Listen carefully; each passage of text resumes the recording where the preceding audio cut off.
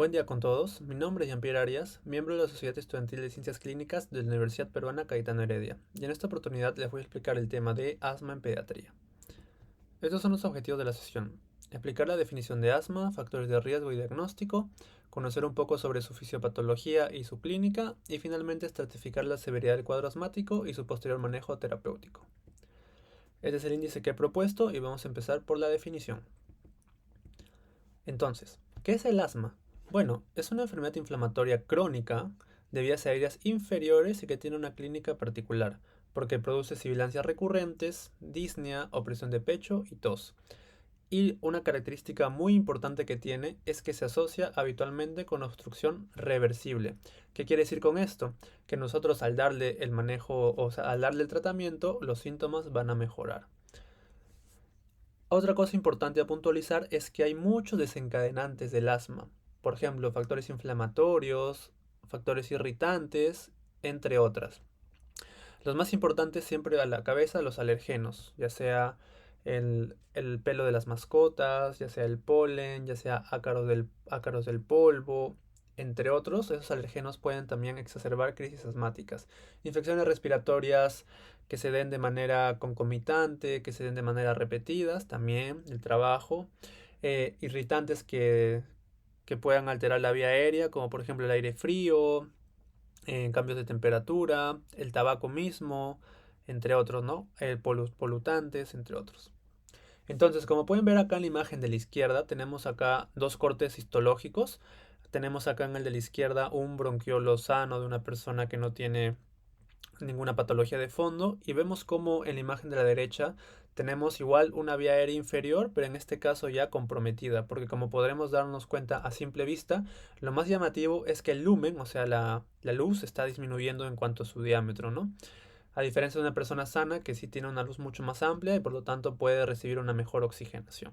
No, esto es lo característico del asma, ¿no? Una inflamación crónica de la vía aérea inferior.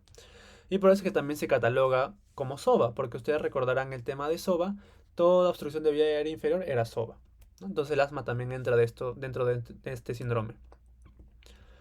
En cuanto a la etiología, el asma en particular es una enfermedad multifactorial. Hay muchos factores que predisponen a que una persona sea asmática. Pero lo más importante es que tiene un componente atópico. ¿Qué quiero decir con esto atópico? Que tiene una predisposición genética a ser fenómenos alérgicos. Es una de las características más importantes que tiene esta enfermedad, que tiene un componente genético muy fuerte. Pero si nos damos cuenta, no es el único. Si bien, como vemos acá en la imagen, el desarrollo de asma implica la exposición a alergenos y la carga genética, hay otros factores que también son componentes no atópicos que también te van a predisponer o van a facilitar que un paciente que con esa carga genética desarrolle asma, como por ejemplo la contaminación ambiental con algunos polutantes del aire, el mismo tabaquismo, la obesidad, entre otros factores ambientales pueden facilitar el desarrollo de esta patología. Entonces siempre tengan en cuenta eso. Inclusive las infecciones, como por ejemplo acá te menciona el rinovirus y otros virus más, el virus incital respiratorio, como te pueden también, si es que el paciente se infecta de manera crónica, alterar la vía aérea. En cuanto a la fisiopatología del asma, es muy importante conocerla porque en base a eso vamos a conocer los fármacos que se utilizan como tratamiento. Entonces, ¿qué es lo que va a pasar en un paciente asmático? Acá tenemos un antígeno que puede ser o bien un alergeno o bien un irritante o algún otro factor que altere el epitelio respiratorio. Y este va a interactuar con diversos factores, como por ejemplo las células dendríticas, y estas a su vez van a activar al sistema inmune, sobre todo a los linfocitos TH2 y a los linfocitos B, que van a producir citoquinas que van a conllevar a la activación de los eosinófilos. Y los eosinófilos van a permitir o van a facilitar que se activen los mastocitos junto con la inmunoglobulina E. Tanto la inmunoglobulina E como los eosinófilos van a permitir que los mastocitos se activen. Y recordemos un poco de inmunología básica. ¿Cuál era la función de los mastocitos? De granularse. ¿Y qué tenían en esos gránulos? Algunas moléculas como la histamina, que eran el principal o la principal molécula alérgica, ¿no? Alergena, que producía toda esa sintomatología de las alergias en los pacientes atópicos. Y también, ¿qué más va a producir toda esta cascada de reacciones? Que se liberen algunas moléculas proinflamatorias, como por ejemplo los leucotrienos, que es una molécula muy importante dentro de esta enfermedad en cuanto a su fisiopatología. Y todas estas cascadas de reacciones químicas que van a llevar a nivel fisiopatológico, que la vía aérea se altere, que tenga edema, que tenga una broncoconstricción, o sea, la luz o el diámetro de la vía aérea se hace más pequeño, y que hay una producción excesiva de moco, ¿no? Todo este desencadenante, gracias a este alergeno o este antígeno, conllevó a estos procesos ya más clínicos. Entonces acá tenemos lo mismo, ¿no? Tenemos unos pulmones sanos de un paciente normal, le hacemos un corte transversal y vemos cómo el diámetro conserva un radio adecuado. Y vemos que en un paciente con asma el diámetro es mucho más corto, la luz, el lumen se hace mucho más estrecho por estos tres fenómenos, el broncoespasmo, el edema y una hipersecreción de moco, ¿no? Todo esto en su conjunto va a hacer que el paciente tenga dificultad respiratoria y se escuchen los famosos sibilantes. En cuanto a la clínica, también importante mencionar que no es muy diferente a la que se produce en el adulto. Van a tener sobre todo una tos seca que tiene predominio a nivel nocturno, en las noches va a empeorar, dificultad respiratoria o disnea, tirajes, que ya lo habíamos explicado en el apartado de SOVA, sibilancias, expiración prolongada y sensación de opresión torácica, que son el cuadro clínico característico de esta patología. Si es que un paciente progresa a un cuadro mucho más severo, puede tener otras características clínicas, como por ejemplo, bueno, en primer lugar, que la saturación disminuya, como ya no está recibiendo oxígeno, la saturación va a bajar. Puede haber un trastorno del sensorio, el paciente se torne agitado, confuso, somnoliento, no puede hablar bien, la frecuencia tanto cardíaca como respiratoria va a comenzar a aumentar de manera considerable. Inclusive puede haber un tórax silente, ¿no? Que nosotros al poner el estetoscopio ya no vamos a escuchar absolutamente ningún sonido, porque como hay tanto aire atrapado, ya ni siquiera las sibilancias se van a poder escuchar. Cianosis, o sea que el paciente comienza a ponerse color azul, entre otros signos y síntomas. Y otros signos adicionales, como por ejemplo el pulso paradojal, que nosotros al insuflar el manguito de la presión, vamos a ver cómo va a disminuir al inspirar más de 10 milímetros de mercurio la presión del paciente, ¿no? Que eso se ve sobre todo en otras patologías, pero también se puede ver en asma, en un asma muy severo. Y finalmente un aumento de la presión de pulso entre la sistólica y la diastólica, ¿no? Que vendría a ser justamente eso, la presión de pulso. Ahora, una vez que ya conocemos la clínica, conocemos el contexto de fondo, ¿cómo nosotros vamos a enfocar a un paciente asmático que llega a la emergencia? Tenemos, igual que con cualquier otro paciente que viene con SOVA, estratificar y ver su severidad, ¿no? ¿Qué tan severo es en ese momento? Como le dije en la clase de SOVA, cuando vemos a un niño menor de 5 años, nosotros, o inclusive menor de 2 años, nosotros vamos a utilizar la escala de Birman y Pearson. Cuando nosotros ya tenemos o pasamos ese grupo etario, vamos a utilizar este score de acá, el score de Pram, que en el hospital lo utilizan en mayores de 2 años, pero como les dije, van a encontrar bibliografía en el que lo usen en mayores de 5. ¿Y por qué es importante? Porque nos va a permitir estratificar la severidad de una crisis asmática y guiar el manejo farmacológico. Porque dependiendo de si es una crisis severa o una crisis leve, vamos a emplear diferentes dosis y diferentes medicamentos. ¿Ok? Entonces, ¿qué evalúa o qué parámetros evalúa este score de Pram? La retracción supraesternal, la contracción del escaleno, qué tanto está pasando el aire a nivel de los campos pulmonares, si hay sibilantes y qué tanto está saturando el paciente en ese momento. Igual, ¿no? Tenemos un PRAM leve, si es de 0 a 3, moderado de 4 a 7 y severo de 8 a 12, ¿no? O sea, sería una crisis de leve a una crisis severa. Ahora, el diagnóstico. El diagnóstico en verdad es un poco complicado, sobre todo en los niños más pequeños, porque ellos, por lo general, los sibilantes se pueden solapar con otras causas. Como habíamos visto, el síndrome obstructivo bronquial agudo tiene muchas causas, muchas etiologías. Entonces, ¿cómo enfatizarlo? ¿Cómo aproximarlo a un paciente o sea, cómo podemos decir que sí tiene más asma que otra enfermedad?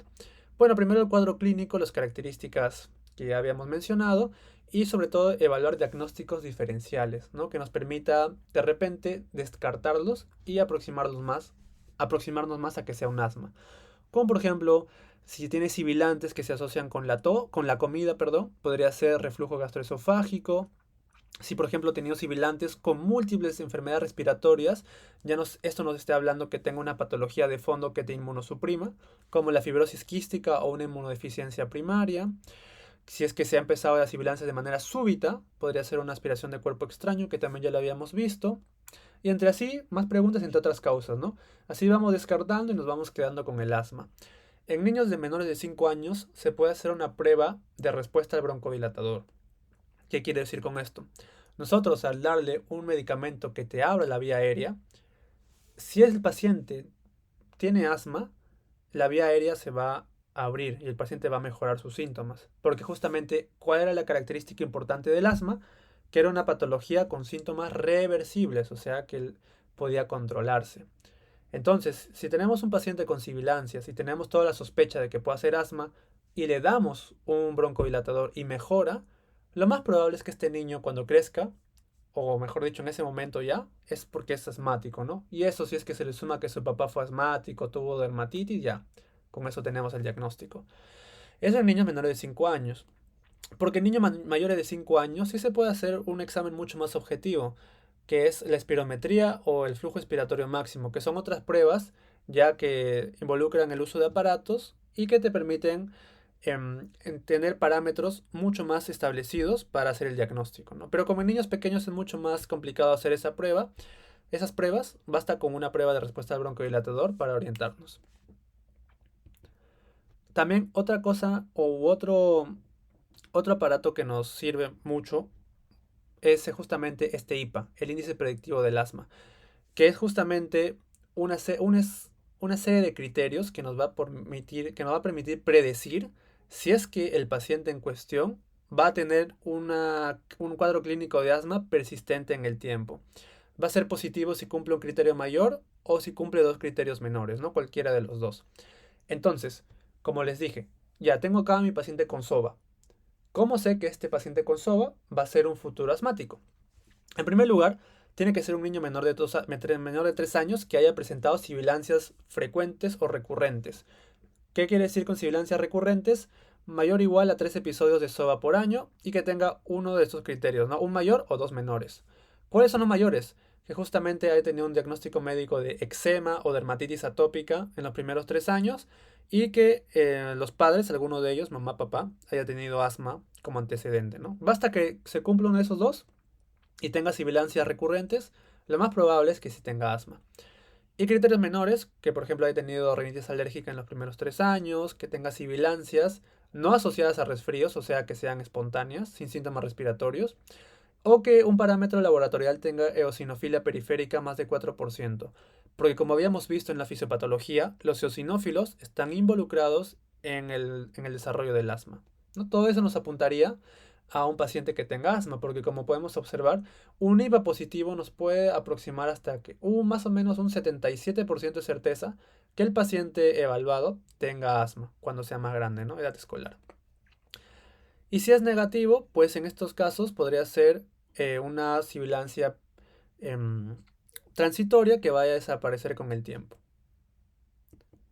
En cuanto al manejo, es importante, y quiero que me presten mucha atención en esta parte, porque el manejo farmacológico y la terapia estándar para todo paciente asmático va a tener dos componentes.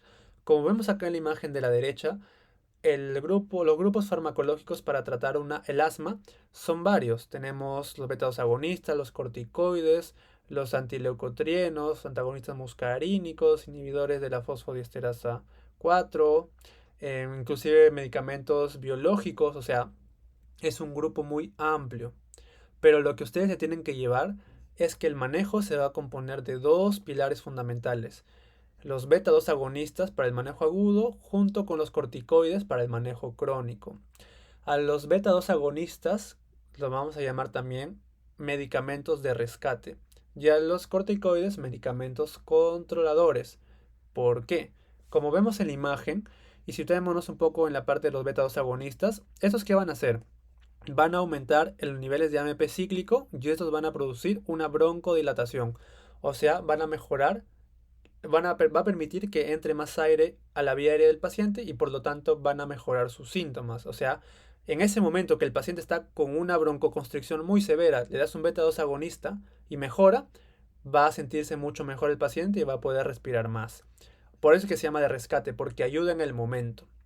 En cambio, ¿qué es lo que pasa con los corticoides? Los corticoides, como vemos acá, van a inhibir a la fosfolipasa A2 y a la COX. ¿Y qué es lo que va a hacer esto? Van a inhibir la producción de moléculas proinflamatorias, como por ejemplo los leucotrienos, como por ejemplo algunas prostaglandinas o prostaciclinas, que justamente estas moléculas son las que van a llevar a cabo el proceso inflamatorio, no es el proceso más crónico. Es por eso que se le llama controlador, porque nosotros al inhibir la producción de estas moléculas vamos a evitar que la vía aérea se esté inflamando a través del tiempo. Por lo tanto, va a evitar que un paciente tenga más chance de hacer una exacerbación, o sea, disminuye la recurrencia de crisis asmáticas. Por eso se le llama controlador, porque a lo largo del tiempo, va a evitar que el paciente haga crisis. Sobre todo tenemos a los corticoides inhalatorios, a la fluticasona y a la budesonida. Y a los beta-2 agonistas, el que siempre todos conocemos, el famoso salbutamol. Entonces, ¿cuál es la terapia estándar que se va a utilizar en un paciente con asma? Idealmente siempre tiene que tener su fármaco de rescate con su controlador. Por ejemplo, a un paciente le puede dar salbutamol con fluticasona, ¿no? Siempre de rescate con su controlador. Acá tenemos la guía llena, igual que nos menciona prácticamente lo mismo, solo que acá escalando, ¿no? Por ejemplo, en la escala 1 inclusive bastaría solo con utilizar el medicamento de rescate, o sea, el salbutamol, pero lo que en general nos podemos dar cuenta a simple vista es que la mayoría de escalas, siendo la escala 1 la más leve y la escala 6 la más como que la escala más avanzada, casi todos utilizan tanto el medicamento de rescate como el controlador. Este G6 significa glucocorticoide inhalado. Entonces nunca se olviden eso. Independientemente de la guía que revisen, siempre tienen que utilizar su esquema de rescate más su controlador. Esta imagen de acá simplemente es para que ustedes visualicen que si no mejora con dosis bajas, se le puede ir sumando las dosis, o mejor dicho, se le puede ir aumentando las dosis, o en última instancia ir aumentando con otros fármacos, ¿no? Así hasta llegar a la escala 6, si es que ya podría ser un asma muy refractario al tratamiento médico inicial. Pero lo que quiero que se lleven es simplemente eso: el controlador y el de rescate, salbutamol y un corticoide inhalado. Basta con eso. Acá tenemos lo mismo, tenemos acá algunos medicamentos, tenemos acá el salbutamol y el corticoides, y otros de acá, sulfato y bromuro de pratropio, y sus dosis, cuánto demoran en iniciar, y algunos su mecanismo de acción, ¿no? Y los efectos adversos que pueden tener, para que lo revisen. En general son muy amigables, no tienen muchos efectos adversos, salvo los corticoides orales, que esos a largo plazo sí pueden producir muchos efectos indeseados.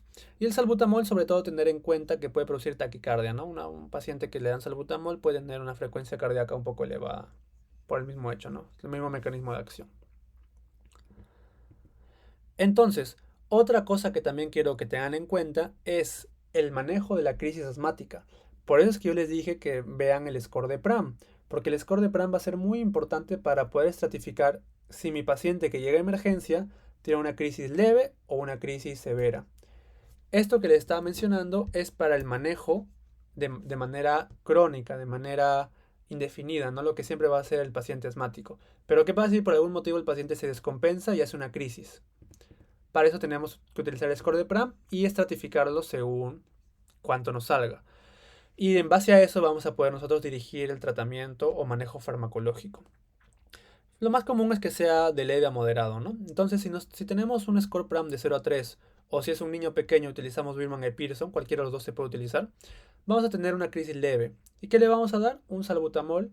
Le vamos a dar 2 puff cada 4 horas por 7 días y le vamos a añadir un controlador, que en este caso sería un corticoide vía oral, por 5 días, que por lo general es prednisona. Y con eso el paciente debería mejorar, ¿no? Igual tenemos que ir reevaluándolo. Si por el contrario es una crisis moderada, con un Pram un poco más alto de 4 a 8, o un Birman y Pearson de 4 a 7, igual se va a dar salbutamol, pero acá cambia simplemente el tiempo. En el leve era un salbutamol 2 puff cada 4 horas. Acá en el moderado sería 2 puff cada 10 minutos, si es menor de 5 años, o si es mayor de 5 años, 4 puff cada 10 minutos, y así ir reevaluando por 2 horas. Adicionalmente también se le va a añadir bromuro de ipatropio. Igual acá tienen las dosis de los puffs. Igual su corticoide vía oral, igual que en el caso leve. Y si en caso no mejorara a pesar de todo esto, se le puede añadir sulfato de magnesio. Y por último, ya la crisis más severa, Aquí tenemos que darle un salbutamol nebulizado, que es ya de manera continua. Igual darle el bromuro de hipatropio, que es un antagonista colinérgico. Igual darle corticoides, que inclusive podría ser ya corticoides endovenosos. Y finalmente darle su sulfato de magnesio, ¿no? Entonces, ya sé que esto puede sonar un poco complicado. Entonces, para ahora evaluarlo con unos pequeños casos y concluir este repaso, vamos a ver lo siguiente. Tenemos dos casitos. Vamos simplemente a hacer una comparación entre ambos. El primero es un niño de 5 años, de 20 kilos, que tiene sibilancias expiratorias y murmullo vesicular disminuido en bases pulmonares, sin contracción escalena ni supraesternal, saturando 96% a FiO2 ambiental. Entonces acá tienen el score de Pram, porque es un niño de 5 años. Entonces, pueden pasar el video unos segundos para que ustedes evalúen la crisis asmática, cuál es su severidad. Ok, si ustedes hicieron los cálculos, van a ver o van a poder observar que el score en verdad nos da un total de 2 puntos. Y como nos da un total de 2 puntos por la memoria vesicular disminuida en bases y los sibilantes expiratorios, lo catalogamos como una crisis asmática leve. Entonces, imagínense ustedes que están viendo a este paciente y ya le hacen su PRAM que sale 2. ¿Cómo lo manejan? Como ya les dije, sería una crisis leve, ¿verdad? Una crisis leve. Como es una crisis leve, le van a colocar una aerocámara para poder ponerle por ahí el salbutamol. Le van a poner 2 puff cada 4 horas y le van a dar una pastilla de prednisona de 20 una vez al día por 5 días, ¿no? O sea, están dándole su terapia de rescate y le están dando un controlador un poco más potente porque es un corticoide oral por 5 días. Termina esos 5 días y puede volver con su corticoide inhalado, fluticasona, budesonida, ¿no? Así es como se maneja una crisis leve. Por el contrario, si tenemos una niña de 8 años, igual de 22 kilos, que tiene sibilancias expiratorias e inspiratorias, y el murmullo vesicular disminuido en bases pulmonares, contracción escalena pero no supraesternal, saturando 92% a FiO2 ambiental. Igual, si ustedes le calculan el PRAM, van a poder observar que tiene un puntaje de 6 puntos, que eso ya lo catalogaría como un PRAM o mejor dicho, una crisis asmática moderada. Entonces ya estaríamos en el escenario del centro, ¿verdad? Tendríamos que darle ya muchos más medicamentos. Entonces, ¿qué sería? Ponerle igual su aerocámara, pero ya ponerle 4 puffs cada 10 minutos. Si se dan cuenta, en una leve era cada 4 horas. En este caso sería cada 10 minutos. Le ponen además 4 puffs de bromuro de hipatropio, porque acá se dan 3 medicamentos, como podrán darse cuenta. Le dan salbutamol, bromuro de hipatropio y finalmente también su corticoide oral por 5 días hasta que mejore, ¿no? O bueno, mejor dicho, para que evite otra crisis, ¿no? Que se produzca otra crisis. Con todo eso estaríamos manejando una crisis moderada y espero les haya servido. Esto fue todo por el repaso de hoy. Si tuvieran alguna duda, aquí están las referencias bibliográficas que he empleado. Si tuvieran alguna duda, tienen mi correo en la primera diapositiva y espero que les haya gustado. Muchas gracias.